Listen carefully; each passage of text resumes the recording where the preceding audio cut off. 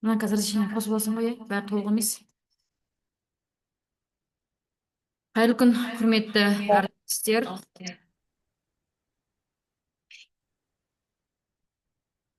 Бүгін сіздермен Бауыржан Момышұлы атындағы мектеп-лицейдің зерттеуші педагогтарының авторлық жұмыстарын сіздерге таратады. Сондықтан қазір барлықтарыңыз жақсылап тыңдап алып, одан кейін анкета жіберіледі. Сол анкета бойынша өздеріңіздің пікірлеріңізді қалдыруларыңызға болады. Бұны біз өздеріңіз білесіздер, педагогтарды аттестаттауды өткізу қағидалары мен шарттарын бекіту туралы Қазақстан Республикасының Білім және ғылым министрлігінің 2016 жылғы 27 қаңтардағы 80-ші бұйрығына сәйкес өткізбекшіміз. Мен енді уақытты созбай келесі әріптестеріме сөзді берсем, қазір Жайнагүл апай рет-ретімен өздеріңіз айтасыздар, әрқайсыңызға 5 минуттан уақыт беріледі. Әріптестер, егер де уақыт бітіп қалып жатқан жағдай болса, қайтадан ссылкаға қосуларыңызға болады, өйткені уақыт жетпей қалуы мүмкін. Содан кейін өтініш, сіздер өздеріңіздің аты жөндеріңізді жазып қойыпсыздар, рахмет. Камераларыңызды қосып отырсаңыздар, жарты сағат уақыттарыңызды аламыз. Мектептеріңізді жазып, камераларыңызды қосып отырыңыздар.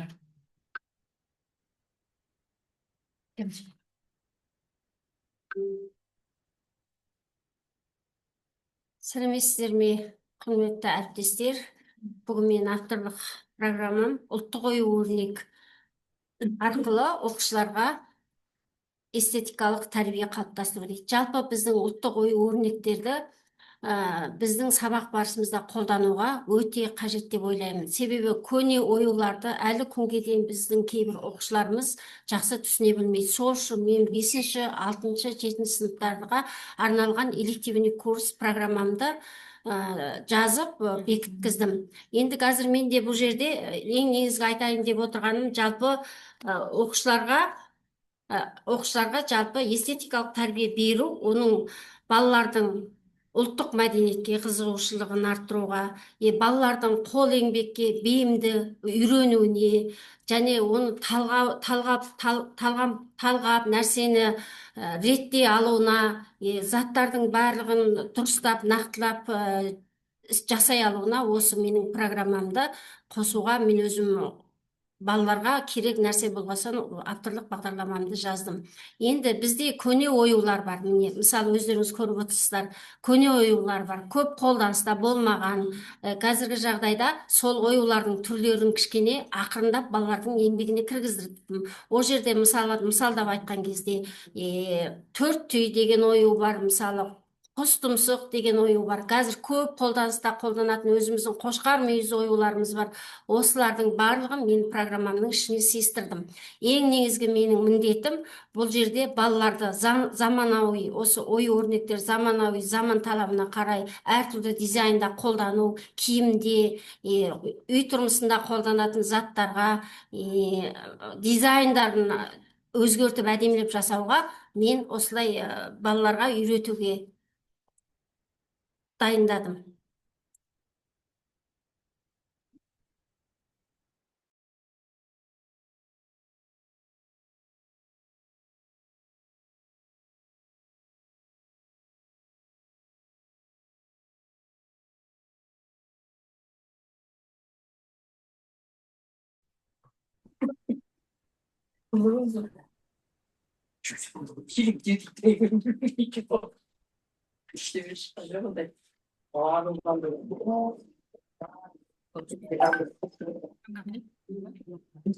Здравствуйте, уважаемые ученики. Меня зовут Наурызбаева Роза Сабитовна, я учитель начальных классов школы-лицея номер 131 имени Бауыржана Момышұлы, города Алматы. Представляю вашему вниманию авторскую программу на тему развития логического мышления на уроках математики для учащихся 3-х классов. Данная программа разработана мной на основе собственного педагогического опыта, анализа образовательных потребностей учащихся. Программа реализуется в урочной и внеурочной деятельности по математике в 3-х классах. Актуальность программы обусловлена необходимостью развития у младших школьников логического мышления, умения анализировать, сравнивать и рассуждать. В ходе своей педагогической деятельности я отметила, что обучающиеся испытывают затруднения при выполнении заданий на рассуждение, поэтому возникла необходимость целенаправленной и системной работы в данном направлении. Цель программы – развитие логического мышления учащихся третьих классов через систему специально подобранных математических заданий. Задачи программы сформулированы мной самостоятельно и направлены на развитие мыслительных операций, анализа сравнения, обобщения, установления причинно-следственных связей, а также на формирование умения аргументировать свое мнение. Следующий. Программа построена на принципе доступности, наглядности, систематичности и практической направленности. При подборе содержания я учитывала возрастные особенности младших школьников, уровень их подготовки и темп усвоения материала, адаптируя задания под реальные возможности обучающихся. Основные методы работы включают логические задачи, задания на классификацию, установление закономерностей, работу с таблицами, схемами и моделями. Все задания разработаны и систематизированы мной, часть из них носит авторский характер и используется на разных этапах урока математики и внеурочной деятельности. В процессе реализации программы я использую игровые и проблемные методы обучения, а также индивидуальную, парную и групповую форму работы. Выбор форм и методов обучения осуществляется мной осознанно с целью повышения познавательной активности учащихся и вовлечения каждого ребенка в учебный процесс.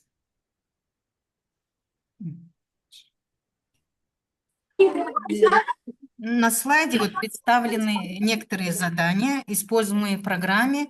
Найди лишнее, продолжи закономерность, логические цепочки, задачи на рассуждение. Все задания, разумеется, у меня разноуровневые. На экране вы видите задания со звездочкой. Данные задания апробированы мной на практике, показали эффективность и вызывают устойчивый интерес у учащихся. В результате реализации программы наблюдается развитие логического мышления учащихся, повышение учебной мотивации и интереса к математике. Анализ результатов показывает, что дети стали более самостоятельными, уверенными при выполнении нестандартных заданий, что подтверждает результативность моей педагогической деятельности. Таким образом, авторская программа развития логического мышления на уроках математики в третьих классах способствует достижению планируемых предметных и метапредметных результатов. Мой личный вклад заключается в разработке, внедрении и корректировке программы, подборе заданий и методических приемов, также в анализе результатов обучающихся. Программа прошла апробацию, и я могу рекомендовать ее к использованию в образовательной программе. Спасибо за внимание.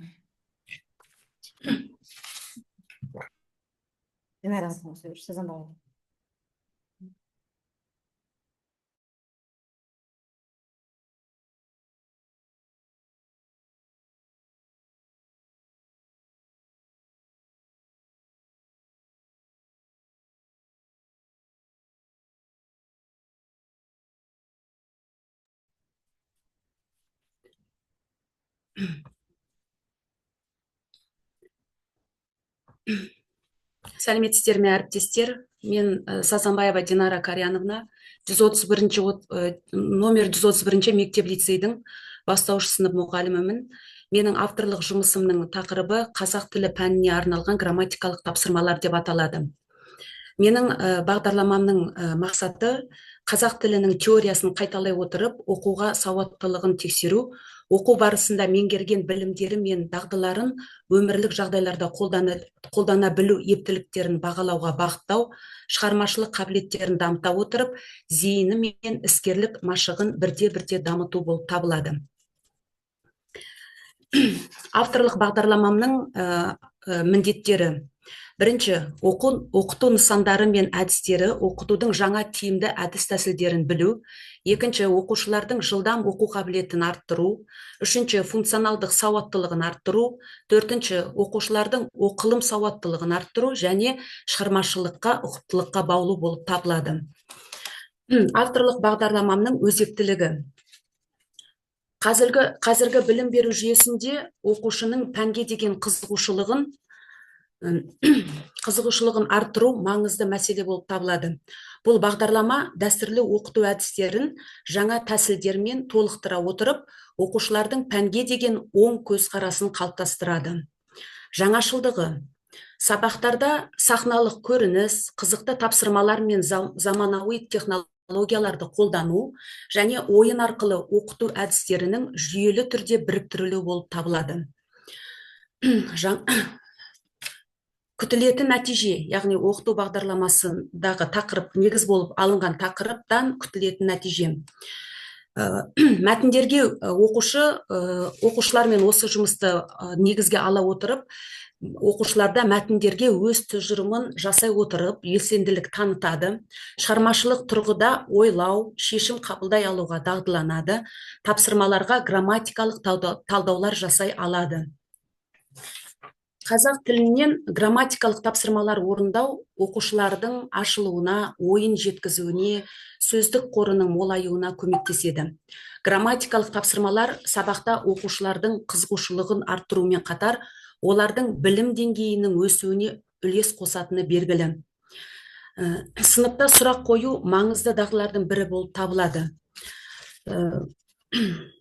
Оның көмегімен, яғни сұрақ қою арқылы мұғалім оқушылардың оқу үдерісін қолдап дамыта алады. Сұрақ қою арқылы мұғалім оқушылардың тақырып бойынша сындарлы сөйлеуге ынталандырады. Қорытындылай айтсақ, грамматикалық тапсырмалар орындау мен пікір алмасу оқушылардың білім алуға деген құштарлығы мен қызығушылығын арттырады. Осы бағдарламада ұсынылған тапсырмалар мен әдістемелер оқушылардың қазақ тілі пәніне қызығушылығын арттырып, белсенді, зерек, ізденімпаз тұлғаны қалыптастыруға негіз болады.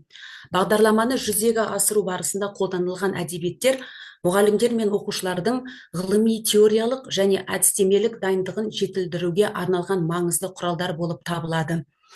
Бұл қазақ тілі сабағында грамматикалық тапсырмаларды орындауда көптеген жаңа әдіс тәсілдер, яғни вен диаграммасы, сызбалар, сәйкестендір деген сияқты әртүрлі қызықты сұрақтар, сондай тапсырмаларды орындау арқылы сабаққа деген қызығушылығын арттыруға болады деп ойлаймын. Сондай мақсатта мен осы авторлық бағдарламамды жазуды мақсат еттім. Назарларыңызға рахмет. Рахмет, келесі Надержанна.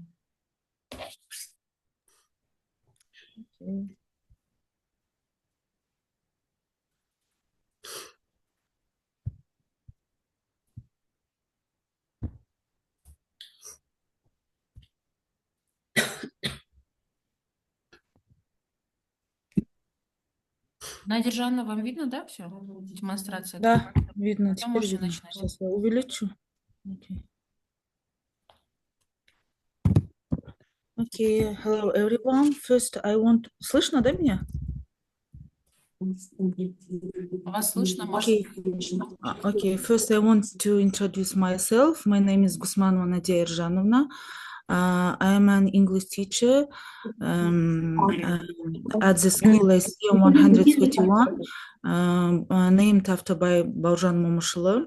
And the theme of my author's program, using English literature to develop oral and written speech. То есть использование английской литературы в устной и письменной речи.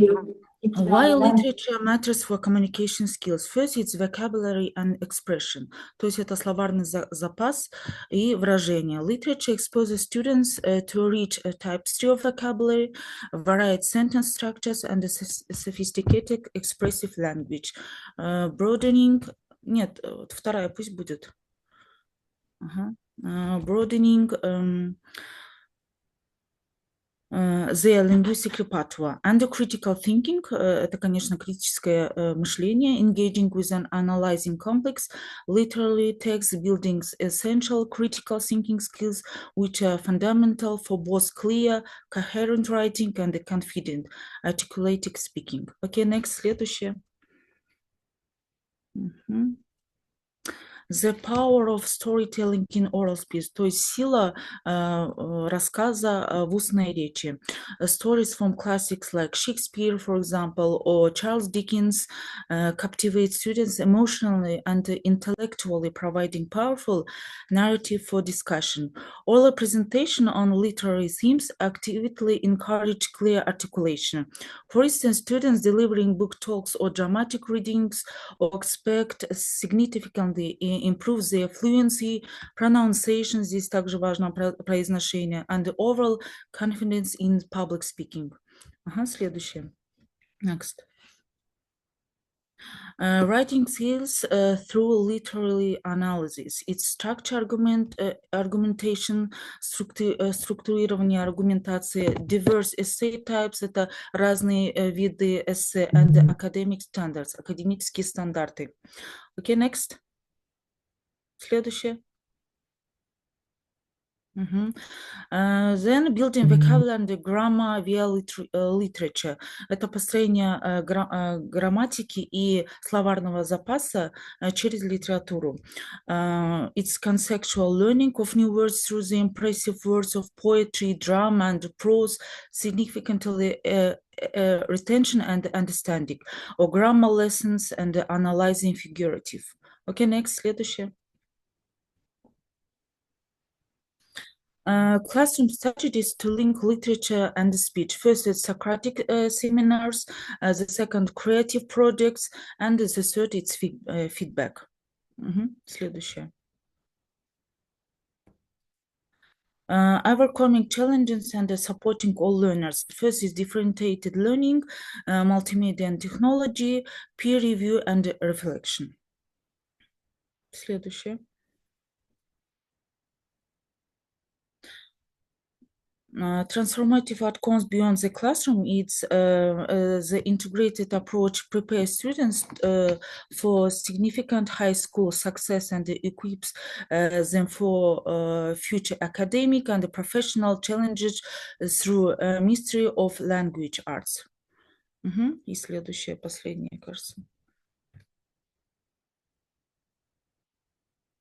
And the conclusion, empowering voices through literature, future communicators. Together we forge a generation of skilled communicators ready to engage, pursue, and lead with clarity and conviction in an ever-evolving world. Thanks for your attention. I hope it will be useful to you. Спасибо за внимание. That's all.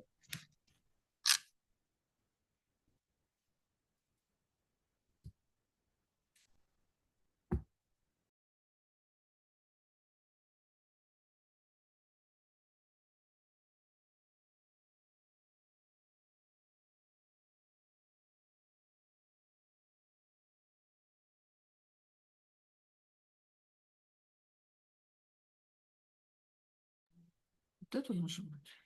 Просто начинайте. Добрый день, уважаемые коллеги. Я являюсь учителем русского языка и литературы школы-лицей номер 131 города Алматы. Сегодня я хочу представить вашему вниманию элективный курс «Роль читательской грамотности в формировании аналитических навыков учащихся для 9 класса», который поможет стать эффективным инструментом обновления методической работы по литературе и смежным предметам. Почему именно читательская грамотность? В условиях обновленных образовательных стандартов и акцента на функциональную грамотность мы все чаще сталкиваемся с тем, что учащиеся умеют читать, но не умеют осмысливать текст.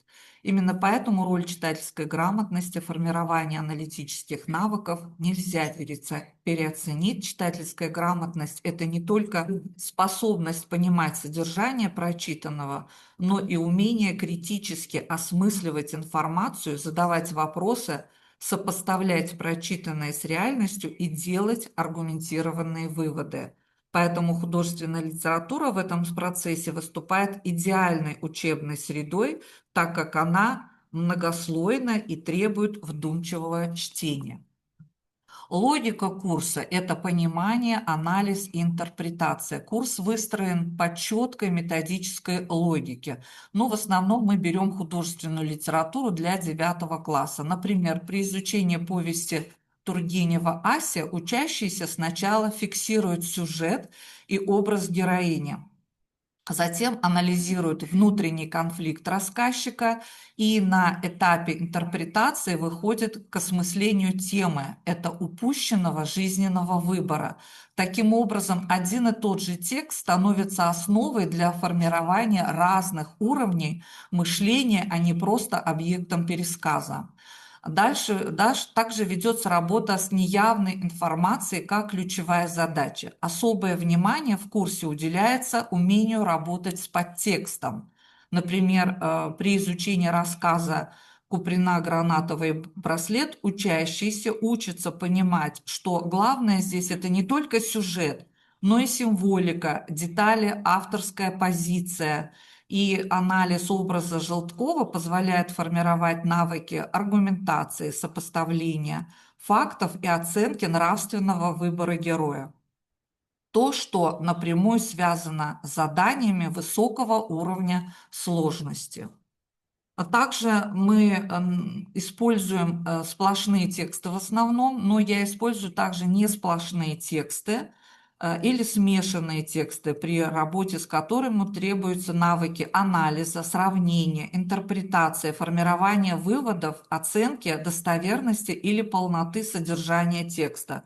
Но здесь на помощь приходит искусственный интеллект, который помогает преобразовать сплошные тексты в несплошные или смешанные. Я использую причинно-следственные диаграммы, блок-схемы, дерево понятий или просто структурный список с выделением ключевых пунктов. Это тоже очень важно. Актуальность курса по результатам исследований ПИЗа и у многих школьников выявлены проблемы в формировании грамотности чтения и анализа текста. Мой курс построен на основе принципа спирального обучения, что обеспечивает постепенное усвоение и повторение материала на новом уровне. Цели и задачи курса. Значит, основная цель курса заключается в развитии читательской грамотности как инструмента формирования аналитических и критических навыков у учащихся. Это позволит учащимся не только успешно осваивать учебный материал, но и применять полученные навыки в реальной жизни. Ожидаемые результаты обучения – это повышение уровня читательской грамотности, умение анализировать тексты и оценивать, формирование навыков аргументации и рост уверенности при международных оценках, подготовка к успешному участию в исследовании ПИЗа, МОДа и других. Практическая направленность курса. Курс состоит из 5 модулей. Значит, первый модуль – это аналитическое чтение, второй – практическая работа с текстами разных жанров. Дальше практика вдумчивого чтения. Значит, она подразумевается на 4 подгруппы. Модуль развития эмоционального интеллекта. В процессе работы с художественными текстами учащиеся учатся распознавать эмоциональное состояние персонажей, анализировать мотивы их поступков и развивать эмпатию, то есть сопереживать персонажам и ситуациям, что способствует более глубокому пониманию человеческой природы и социальных взаимодействий. И навыки публичного выступления, это последний модуль. Особенно важно, что итогом становится проектная и устная деятельность, где учащиеся защищают свою позицию, опираясь на текст. Это повышает уверенность школьников и качество устных ответов. И последнее, в заключение хотелось бы сказать, что читательская грамотность – это не частная задача только уроков литературы, это фундамент всей образовательной деятельности. Представленный курс – это результат системной педагогической работы, направленной на развитие мышления, речи и интеллектуальной самостоятельности учащихся. Благодарю за внимание.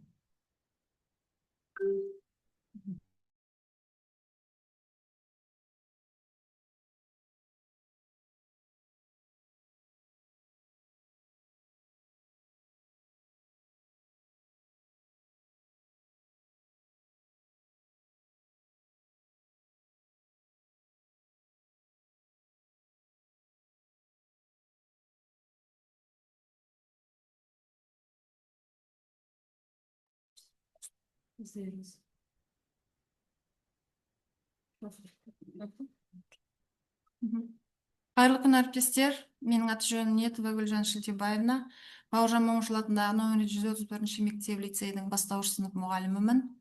Менің авторлық бағдарламамның тақырыбы шешендік курс 4-ші сынып оқушыларына арналған. Бұл элективті курстағы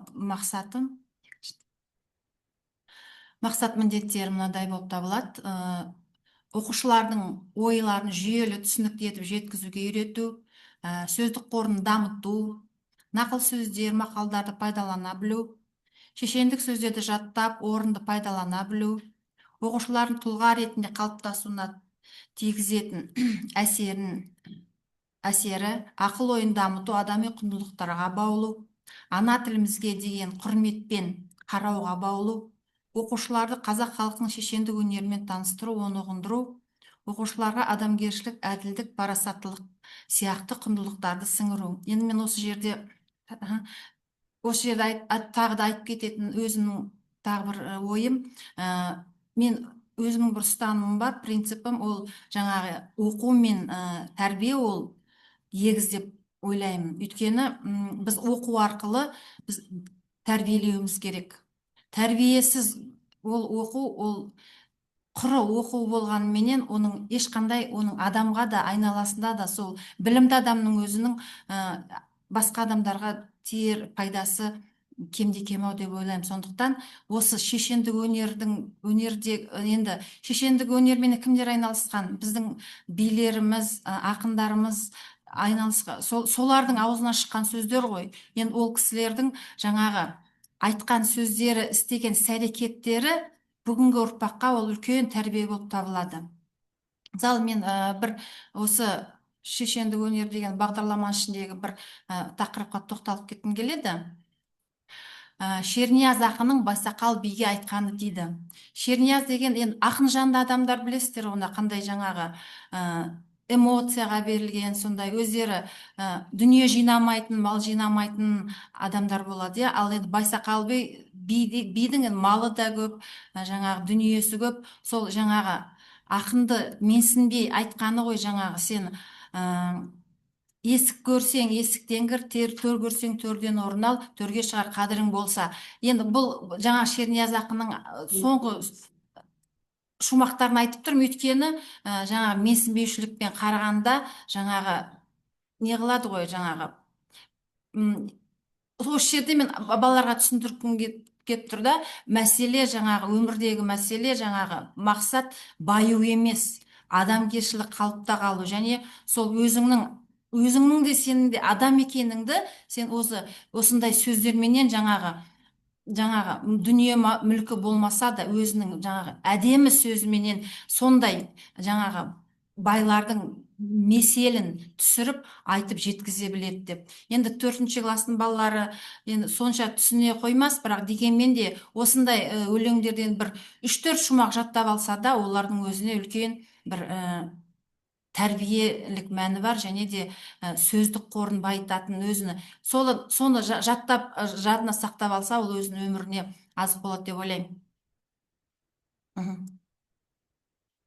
Енді Қазыбек пен Төле бидің жаңағы шешендігіне енді олардың өздері бір төбе ғой, олардың өмірдегі алған орны. Төле бидің 10 жұмбағына берген жауабы дейді. Жаңағы төле би 1 2 3 4 5 6 7 8 9 10 деп санды айтқан ғой. Сол кезде айналасындағылар бұл не деп отыр дегенде, сол кезде жаңағы Қаздауысты Қазыбек осы 10 жұмбағына жауап берген екен дейді. Енді көрдіңіздер ме, осындай жаңағы осылардың жаңағы шешендік жаңағы тілдерінің жаңағы осындай жұмбақтарды шеше алатын бір жаңағы не деп айтамыз енді, бір тапқырлығына тәнті боласың да, осыны балаларға біз жеткізе білуіміз керек.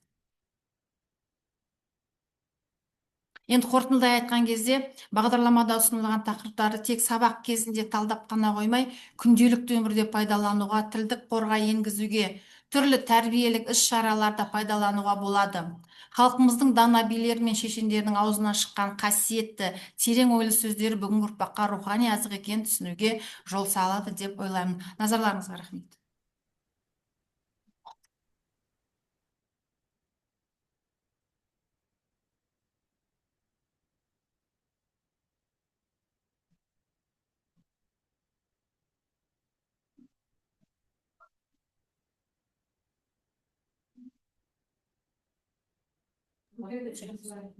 Сәлеметсіздер ме, құрметті әріптестер. Мен Бауыржан Момышұлы атындағы 131-ші мектеп лицейдің қазақ тілі мен әдебиеті пәнінің мұғалімімін. Менің 6 сыныпта арнап жазған элективті курс бағдарламамның тақырыбы қазақ тілі мен әдебиетіндегі оқыту үрдісінде оқушылардың функционалдық сауаттылықты тиімді қолдану жолдары. Функционалдық сауаттылық бүгінгі заманда өте өзекті мәселе екен, бәрімізге де түсінікті. Сондықтан 6 сыныптан бастап функционалдық сауаттылық ұғымы дегенді мына төмендегі берілген сызбалармен тағы еске түсіріп кететін болсақ, әсіресе қазақ тілі мен әдебиеті сабақтарында түсіну мен пайымдау. Қазір балалар өз түсініктерін мәтінді оқып, негізгі тірек сөз тіркестерімен өздерінің түсінгендерін айтып пайымдау жасай білуінде көптеген олқылықтар бар екені бәрімізге белгілі. Енді түсіну мен пайымдауда ақпаратты сыни тұрғыдан қабылдау және өңдеу қабілеті бағдарламада басты назарда ұсталынған. Екінші мәселені шеше білу бүгінгі өмірмен тікелей байланыстыра отырып, оқушы өз көзқарасын, өз пікірін және мына өмірге бейімділігін көрсете алуға бағдарламада бағыт берілген. Тиімді қарым-қатынас бұл пікір алмасу, яғни балалар топпен жеке жұмыс жасаған кезде бір-бірімен әрекеттесуінде тақырыптарды қосымша пайдалана алады. Енді функционалдық сауаттылық әрине бұл біздің 4 дағдымызға қарастырылған оқу стандартына сәйкес.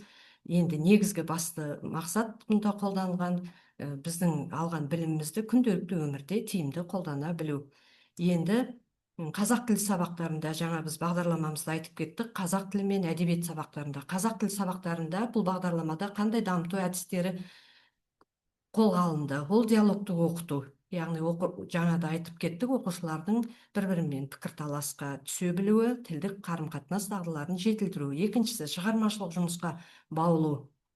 6 сынып оқушылары болса да, эссенің түрлерін жаза білуге, әртүрлі ресми қағаздар түрлерінде өз ойын еркін жеткізе білуге баулимыз.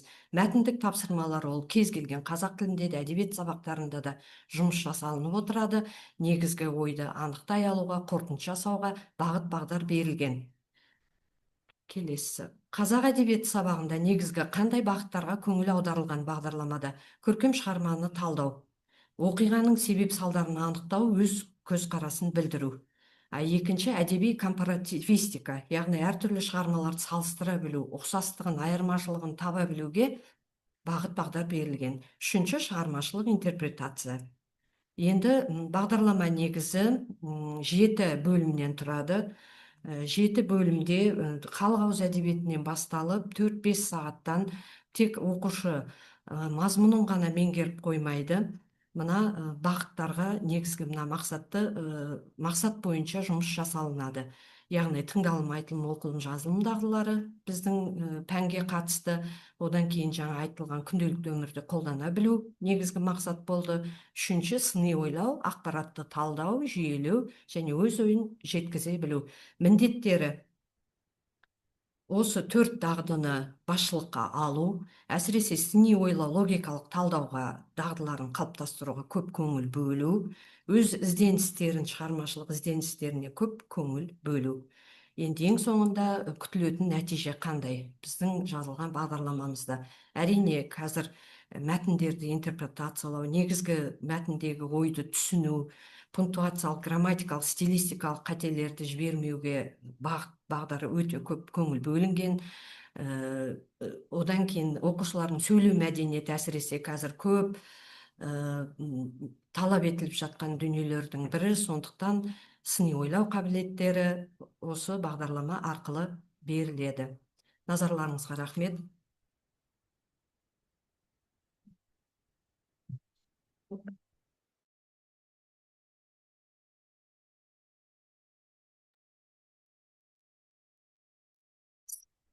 Ал құрметті әріптестер, бағанадан бері алтын уақыттарыңызды бөліп, біздің ұстаздарымыздың авторлық бағдарламаларын бірге бөлісіп отырсыздар. Сіздерге көп рахмет. Қазір сіздерге жеке таныс ұстаздар анкета жібереді. Сол анкетаға өздеріңіздің пікірлеріңізді жазып қалдырсаңыздар. Назарларыңызға рахмет. Сұрақтарыңыз болса, жеке жазсаңыздар болады. Сау болыңыздар.